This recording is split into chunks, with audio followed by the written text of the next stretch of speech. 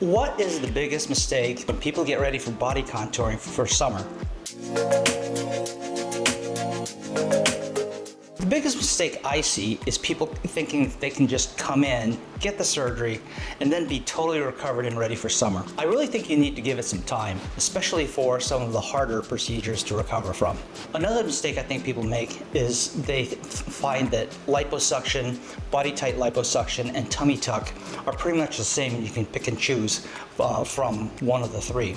But they're procedures that address very different problems. How should patients think about choosing between these procedures? It starts off with the actual problem. Not everyone is the same. You can't just get liposuction if you really are a tummy tuck candidate. Liposuction is where we put tumescent fluid, which is a weak local anesthetic solution, into the tissues, and that helps us suck out the fat with a cannula through small incisions. Radiofrequency assisted liposuction is where we tighten up the skin with radio waves after we do the liposuction, and this causes the skin to tighten up over several months.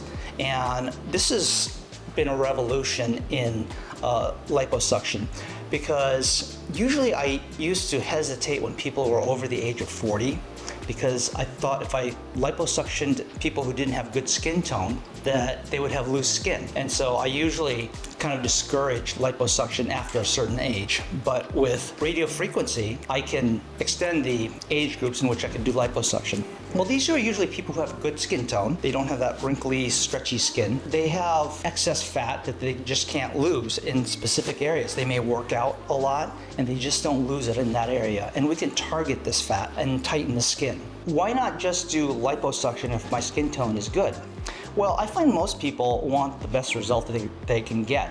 And I've given that option before. We can just, especially if they're young, do liposuction all by itself without the BodyTite, without the radiofrequency. But then they think, could this have been better?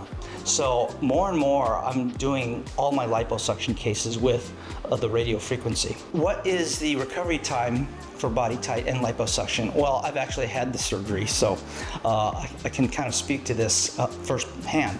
I would say it's not sharp surgical pain, but it's a profound soreness. And so when you get the liposuction, you'll wake up and it'll be a mild burning sensation, which eventually turns into significant soreness. That'll last for about a week. So I would say you'd be down for a week, not totally. I mean, you can do most things around the house. You can even go for walks, just light exercise, but nothing really heavy duty. Towards the end of the week, you'll be a lot more active, and then gradually get better and slowly reintroduce exercise. I would say by 4 weeks, you're pretty well recovered and back to normal, doing pretty much anything you want. What do follow-ups look like? I like to see people the day after surgery, because we put this dressing on. You will leak from the access incisions I use, so we need to change those dressings. And we just want to make sure you're okay. Then I see you a week out from that, and 2 weeks after that, and then a month after that, just to make sure you're making good progress. How far in advance should someone plan for a tummy tuck before summer? I would say give yourself at least a couple months before summer, before you can be fully active. So I would say about 2 to 3 months in advance. What's the biggest piece of advice I can give to someone who's interested in body contouring surgery? I would say consult with a qualified, board-certified plastic surgeon, because you may think you're a candidate for one procedure when you're a better candidate for another.